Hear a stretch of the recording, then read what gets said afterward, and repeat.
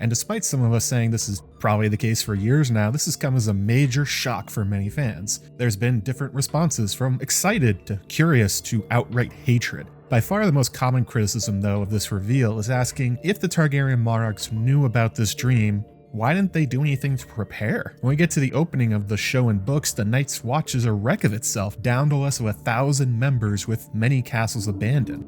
There's no more dragons, the Targaryens are running for their lives in Essos, and the White Walkers seem poised to razzle-dazzle their way into Westeros. So, what gives Targaryens? Why didn't they stop the danger or prepare for what they saw coming?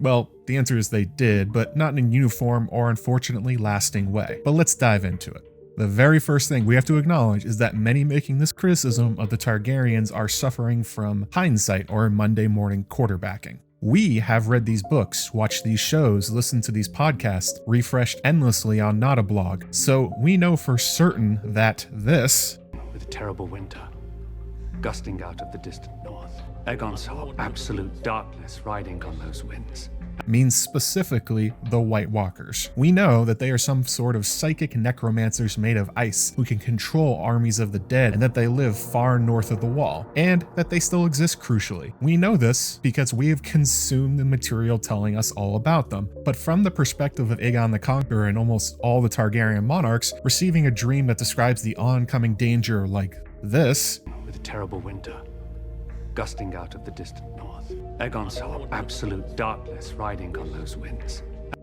Connecting that to the White Walkers could be, a bit tough. Very few know that the White Walkers ever were real, most commonly thinking that they're a fairy tale like Snarks and Grumpkins, a scary story told by old-timers to scare children into behaving. That's one of the primary problems in Game of Thrones, that literally no one south of the Wall believes the Night's Watch when they claim the White Walkers have returned. It takes enormous effort in the TV show to even get all the Northerners to believe the White Walkers are not only real but prepared to attack, never mind the Citadel or other rulers. And in the books, the challenges seem identical or even more daunting. So that is Aegon's first problem. He has to first even figure out that this dreams mean that the White Walkers in particular are what he saw. No small task. Then after he identifies that they are explicitly what he dreamed of, he then has to figure out how he'd even stop them if he had to, and if they're even active. They've been gone for thousands of years.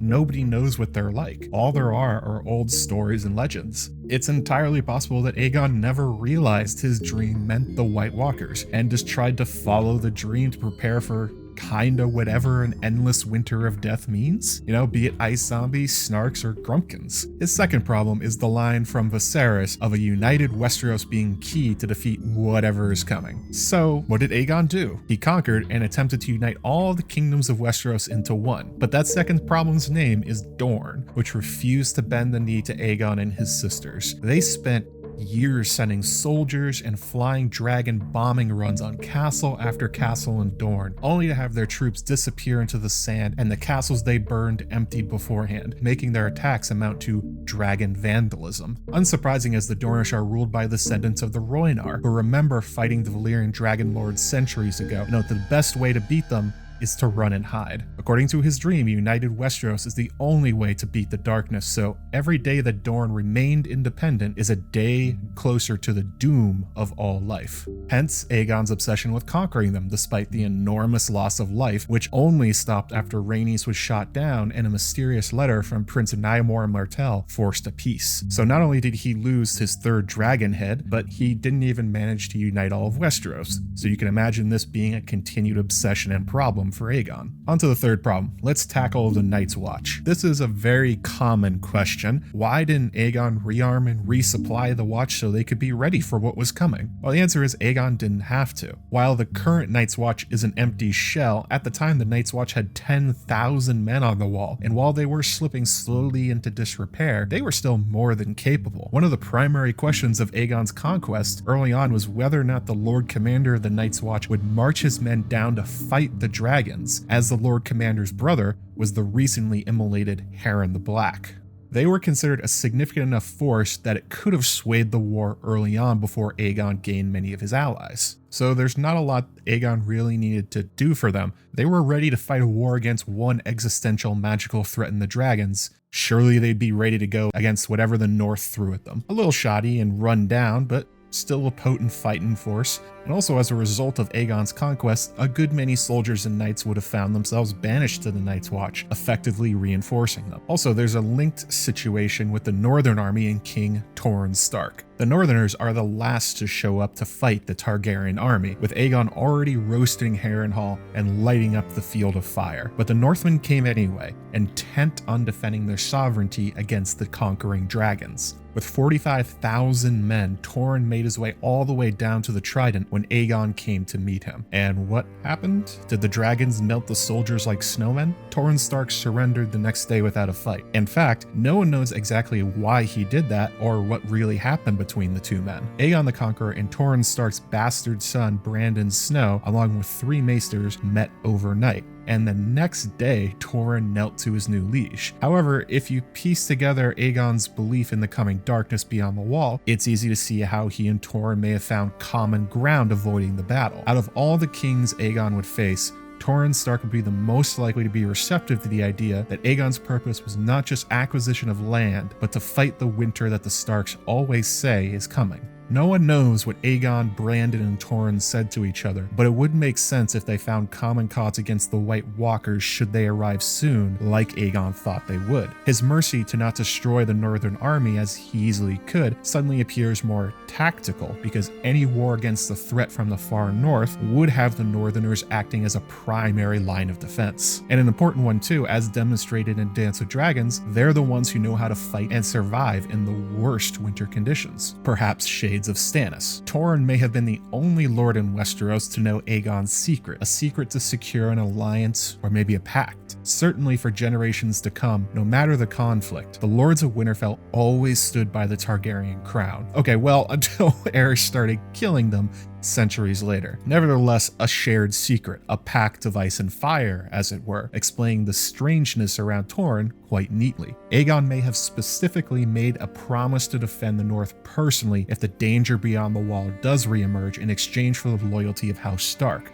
Of course, the question becomes, if Aegon was so concerned about preserving the North, why did it take him decades to ever visit the North or the Wall? You may remember what I said earlier about how he was attempting and failing for many years to personally subjugate Dorne, and after that, he spent his time trying to keep his newly made conquests under his control. Plus, presumably if the danger from the North actually did show up, all it would take would be one raven and the dragons could fly immediately to help. If Aegon's kingdoms were united behind him rather than, say, an open rebellion, then he could marshal an army far easier than if he was, I don't know, personally taking a watch on the wall or flying through the haunted forest trying to find White Walkers that haven't even showed up yet. It's not really a plot hole, it's more a reality of how difficult it was to conquer then hold the 7-ish kingdoms who really did not want to be conquered. Sending his money and troops north against a threat that has not showed up yet would have been suicidal to his new realm, and honestly unnecessary when he left the North and the Watch totally intact, and a raven from Torrhen Stark or Lord Commander Hoare would have been enough to raise the alarm in the south. Important to recognize that this was not just a problem for Aegon. The primary concern for just about every Targaryen monarch over the next almost 3 centuries is defending their throne against rebellious family members, former kings trying to reclaim their title, and invaders from across the Narrow Sea. This is not a solved problem by any means, and remains an ongoing concern politically and also related to Aegon's prophecy. You cannot use the combined resources of united Westeros to fight an existential threat if those kingdoms are not actually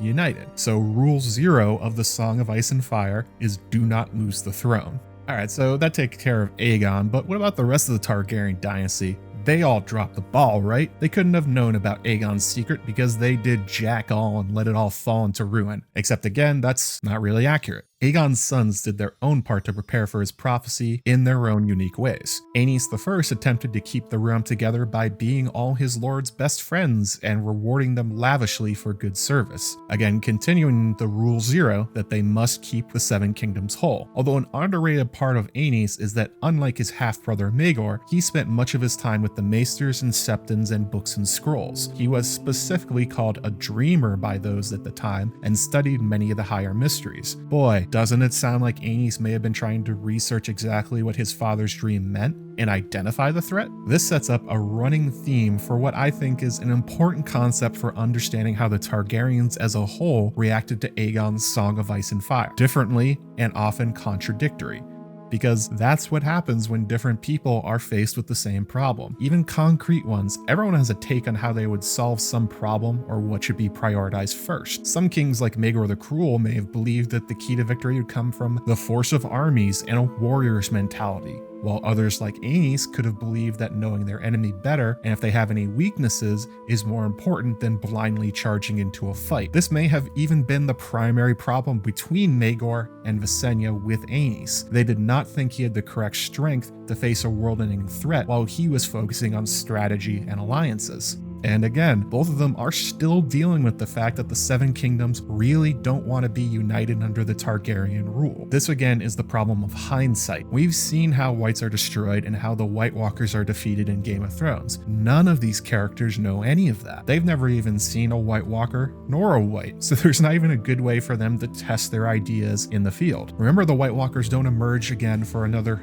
300 years after Aegon's dream. The Targaryens have been given a riddle to solve and are blindly trying to guess the correct answer without any way to know if they are right. It's like trying to grade a test without an answer key. And this is all before you take into account the problem of the uncertainty of what Aegon dreamed. We know for a fact that not even the dreamers of prophecies get their interpretations right, and they're the ones that dreamed it. Symbols and double meanings are common, like the dreams are deliberately confusing and trying to trick the dreamer. So you have 17 different monarchs, at least, all trying to interpret a prophecy and then reacting to it. It'd be kind of weird if they didn't all come up with their own ideas and strategies that may disagree with their predecessors' ideas dramatically. Ask 17 random people now to solve a problem right in front of them. See how many times they all agree on the correct strategy. It's going to be about 0. We also have to take into account that between the 17 official Targaryen monarchs, there is a long game of telephone being played where what Aegon originally told his heirs is not what the later ones heard from their predecessors or read in flaming knives or scrolls. We see this happening literally in House of the Dragon, where Viserys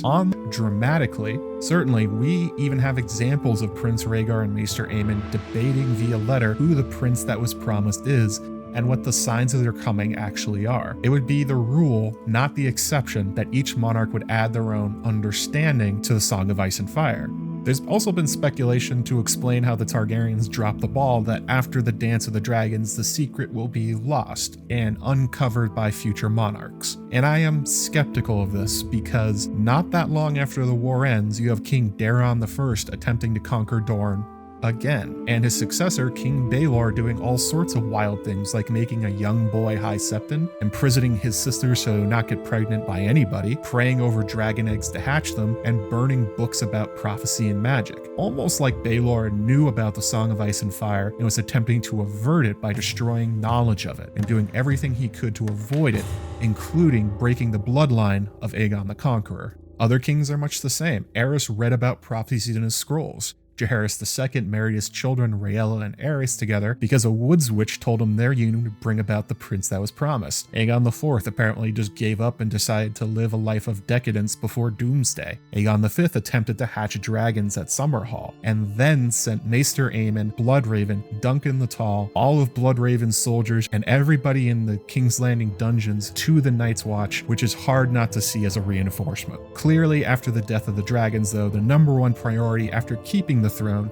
was getting the dragons back, and so on and so on and so on through the decades. Of course, there is one shining example of a Targaryen monarch who did everything people are asking if future Targaryens ever did. They personally visited Winterfell and the Night's Watch. They spent their own gold to build a brand new castle to replace the old and decrepit Night Fort. They charmed the Lord of Winterfell into giving up land from their own territory to give to the Night's Watch so they could have more food and gold generation. They also continually would send criminals and traitors not to the Executioner's Axe, but to the Night's Watch to reinforce it. And that is, of course, the best Targaryen monarch of all time, Queen Alysanne the Good, widely acknowledged to be effectively a co-monarch with Jaehaerys the Conciliator, and even referenced in the first episode with her death being the reason for the downfall of King's Landing. Grandmother passed. Suggesting that Jaehaerys was not really the one in charge. Queen Alysanne, 3 monarchs removed from Aegon, clearly knows the secret of Song of Ice and Fire and is acting on it. The knowledge of the prophecy as well also explains how she got the prickly Lord Alaric Stark to give up his lands for the Night's Watch. She possibly could have called on the secret that Torrhen and Aegon may have shared, reminding Lord Alaric that they have a common cause against the oncoming Long Night. Bless good Queen Alysanne, the best there ever was. It's almost like she read ahead in the series and knew it was going to happen. And who knows, with her best friend being the always right Septim Barth, you know what? Maybe she did. So there you go. The Targaryens did not do nothing. They did a lot of different things in a disorganized manner, from an uncertain prophecy being communicated across an extremely long game of telephone, unable to know what would work ahead of time or really even what they were preparing for. And then after a while became convinced that maintaining their throne was their #1 priority, and later getting their dragons back, making a strong push as priority 1B, viewing those as often way more important than funding the Night's Watch. After all, aren't dragons better than a bunch of dudes with beards and swords standing on an ice wall? Well, maybe. It's almost like the Targaryens are people with different ideas, pressures, biases, and understandings of the same information, trying their best but falling short. You know, not Total War players min-maxing their cheesy speedrun strategies. Anyway, keep reading. As Gurm always says, I am sure we have not heard the last of the Song of Ice and Fire in House of the Dragon.